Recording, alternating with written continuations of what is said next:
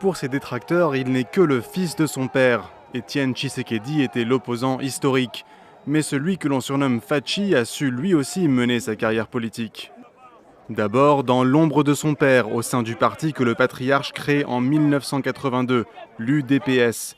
L'Union pour la démocratie et le progrès social, Félix Tshisekedi y sera nommé fin 2008 secrétaire national chargé de l'extérieur.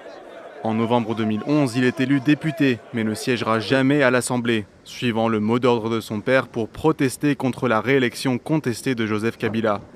En octobre 2016, il est nommé secrétaire général adjoint de l'UDPS. 2016, l'année où Joseph Kabila reporte l'élection présidentielle et prolonge son mandat. Un report qui cristallise les tensions dans le pays. Alors que la situation est très tendue, des négociations sont entamées avec le camp Kabila.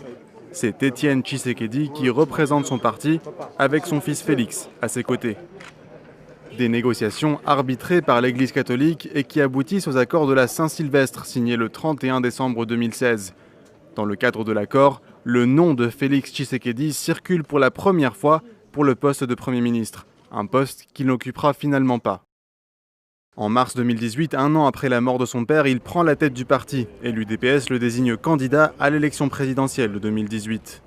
Alors qu'il s'était engagé à se rallier au candidat unique de l'opposition, Martin Fayulu, il a finalement fait volte-face, épaulé par l'ancien président de l'Assemblée nationale, Vital Kamerhe.